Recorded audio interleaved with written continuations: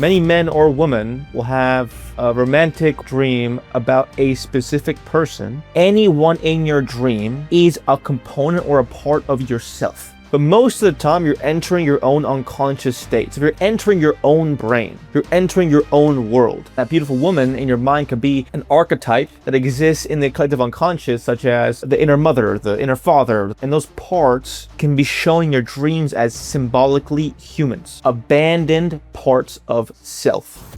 Hello, everyone. The goal of this video is to teach and show you what your dreams really mean, specifically what it means when you're dreaming of another person. Many men or women will have a romantic or erotic dream about a specific person, and then they'll think that's a sign or message that they should be with said person, or someone from their life shows up in their dream in a negative fashion. And they then take that as a sign that this person is evil. Okay? So a lot of people misinterpret their dreams surrounding people in their lives to suggest a potential foreshadowing of romantic interest or betrayal, that our dreams are showing us which people we should feel a certain way towards, right? I have a warning about this guy from my dream. Oh, this chick was in my dream. I know it's coming. Or, many people who are in relationships, are married, they're seeing someone, and they're pretty happy, but then they keep having dreams about someone from their past, a past lover, or someone that they know that there's always been a vibe with, but they never really opened the door with. That's very common as well, is fantasy, erotic dreams when you're already in a relationship with a past lover or someone that there's a vibe with, okay? A lot of people sadly live in that boat.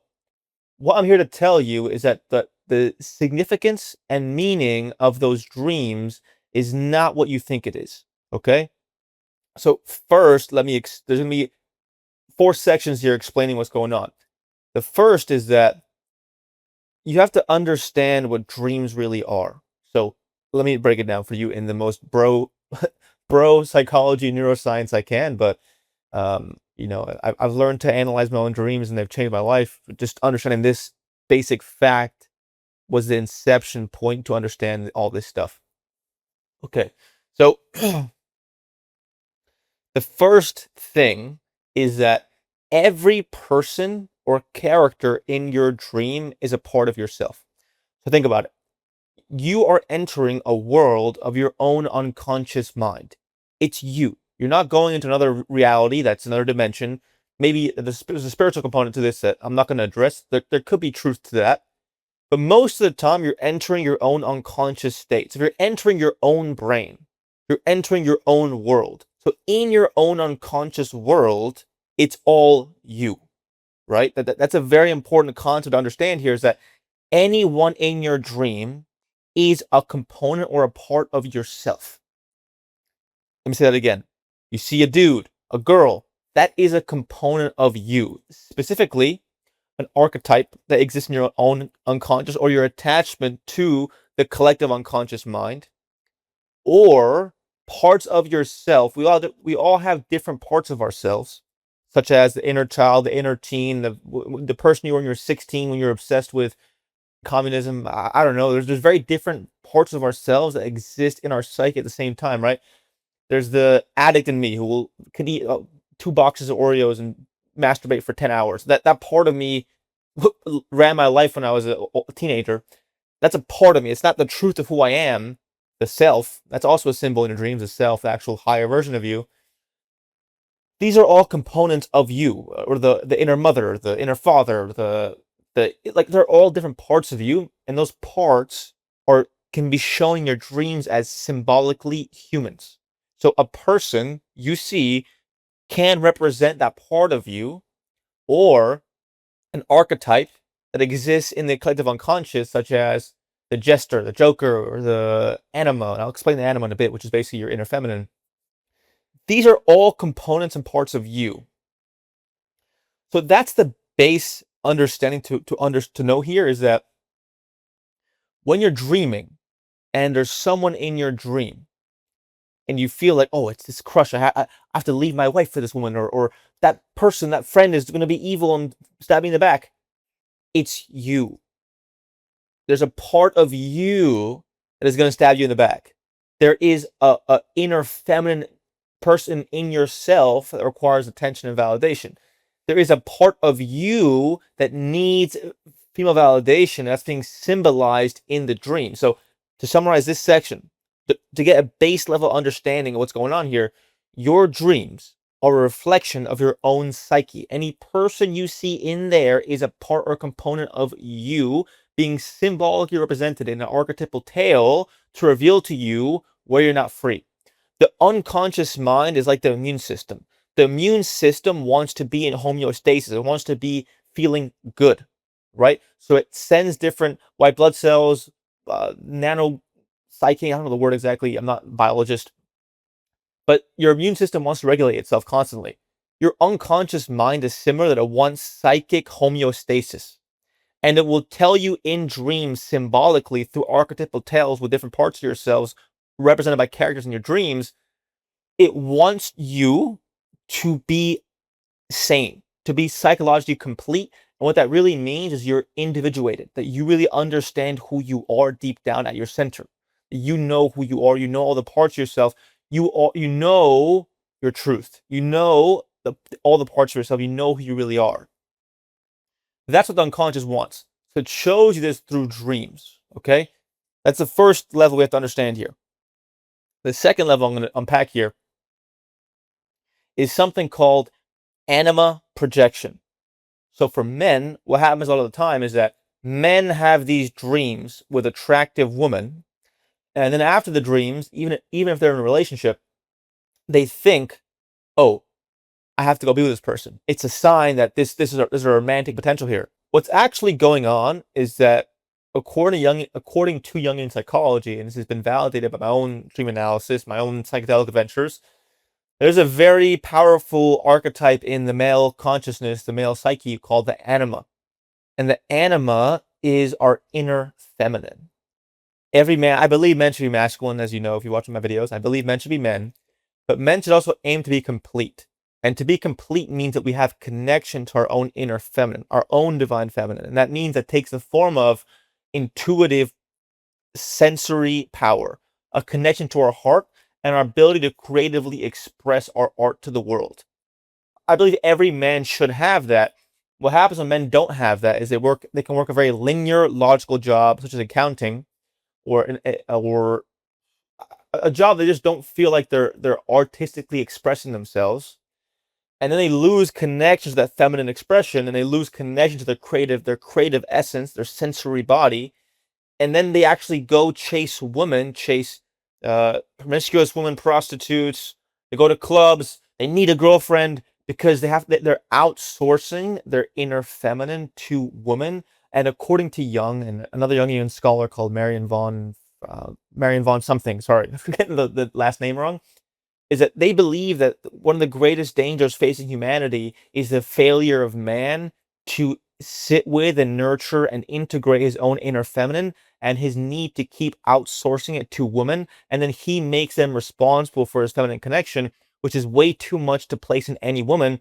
That a complete man should have that inner feminine connection with himself, which means a connection to his intuition, his creative capacity, and his appreciation of beauty in the form of art and artistry in the world. That a man has to have that in him to feel complete. So on a long rant there, but let me bring it back to the dream.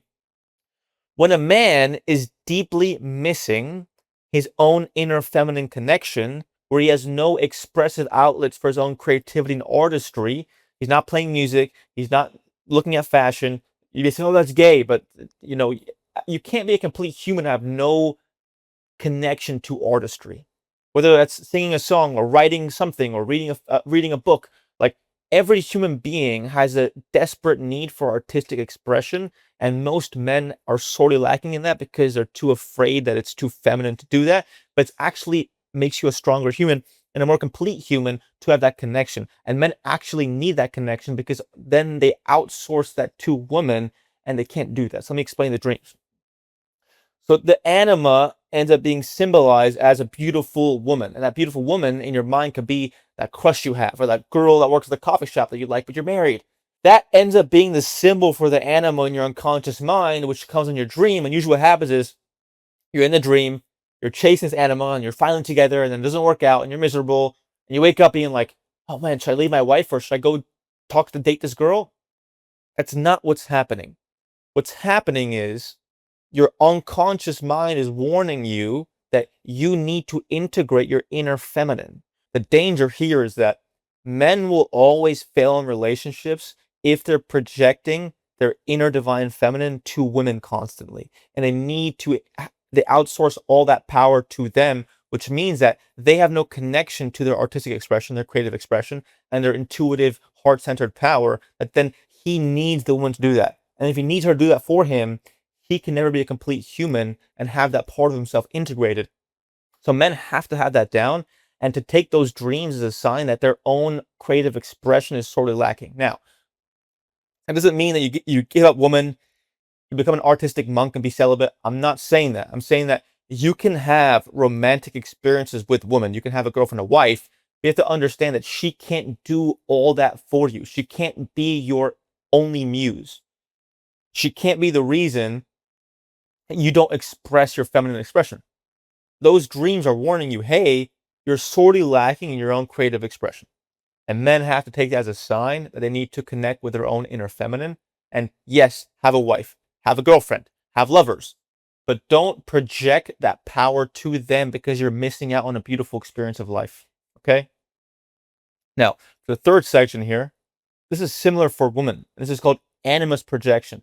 Just how men can project their inner feminine to other women or symbols in dreams, women can project their inner masculine to other men and in dreams. And it's the same kind of science here, is that women who may be very feminine, alive in their hearts, expressive, can also forget to cultivate the capacity for taking action, being linear, making tough calls, standing in their power, becoming more structured, more disciplined, being very disciplined. Very feminine women who are in that archetype, which is beautiful, often are sorely lacking in the discipline. They only do things when they feel like doing it.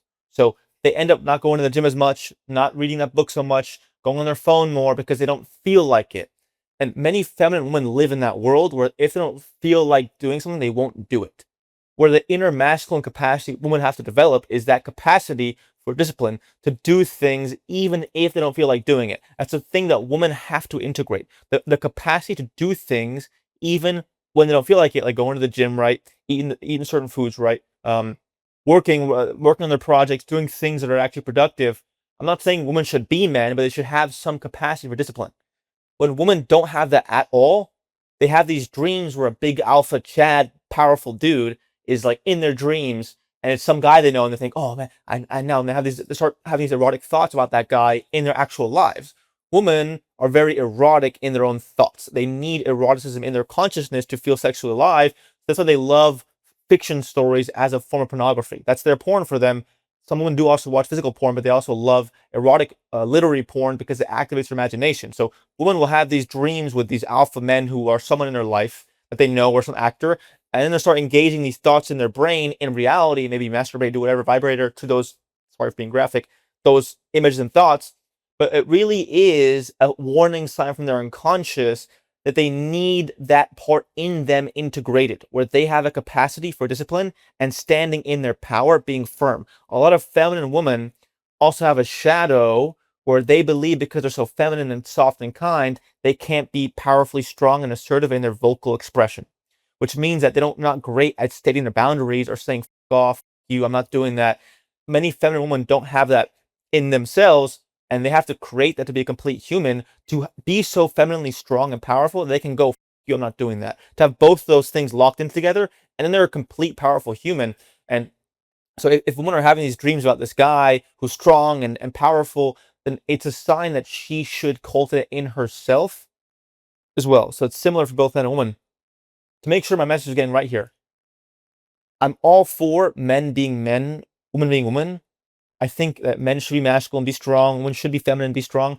But we also should be complete humans. We shouldn't need, like, my wife shouldn't need me to do everything for her in a masculine capacity, that she shouldn't depend on me for her discipline. She shouldn't depend on me for structure. I offer those things. Sure, it's a cool experience I get to give, but she shouldn't depend on that all the time. Like, she should be a complete human. Similarly, I shouldn't only creatively express myself through my wife. They'll be, oh, she's so beautiful. Let's have sex. Let's go have an adventure. Like, my own creative expression, my own connection, my feminine side can't only be attached to her, or else I'm not a complete human. I don't have that locked in.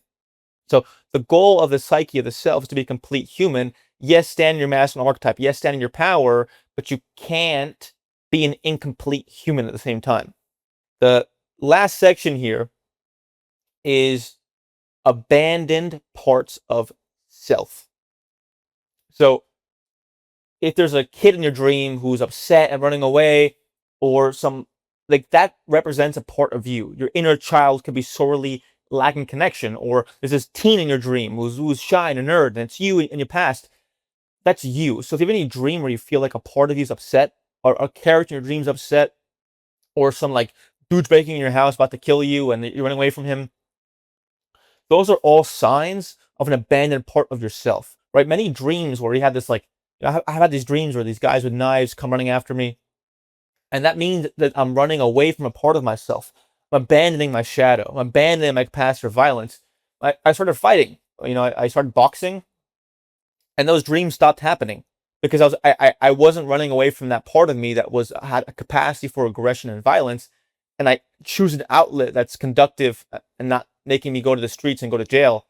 So that's another important component here, is that if you're ever running away or abandoning a part of something in your dream, most of the time it's you're abandoning a part of yourself that needs to be seen and integrated. And these parts want some level of healthy expression. So we all have a shadow. It's all about not letting it dominate us unconsciously and acting through us without us even knowing, but creating healthy outlets for its expression. Which means that, yeah, I have a part of me that's violent and aggressive. Okay, let's go box. Let me take boxing lessons. Let me spar people in a hopefully healthy way. Like, these parts need some level of expression, right? Or even I have a part of me that's a lazy. Like, I could literally sit watching TV for a week straight and be happy as. And I know that that part of me can't run the show, but I used to starve him. Be like, you're not watching TV. Oh, discipline, work all day, every day. And then that part of me felt abandoned, and I was getting psychologically unhealthy. I wasn't complete. So every now and then I'll give that part of me, hey, you have a day to do nothing. Watch a whole TV show. Like, get sick with slop on the TV. I'll do it for a day, and I'll be like, yeah, I can't do it anymore. So all these parts of you can take in dreams as warning signs that a part of you needs to be seen and integrated. Okay, so to conclude, don't take dreams about someone romantically as a sign that you have to be with this person or leave your current partner for this person. It usually means that there is a part of you, such as most likely your inner feminine or inner masculine, that needs integration, or an abandoned part of self that needs to be healed. It's really a sign towards the inner work you have still yet to do, which mostly is a completing our own individuation to be a complete total self. Thank you. Hope you liked the video.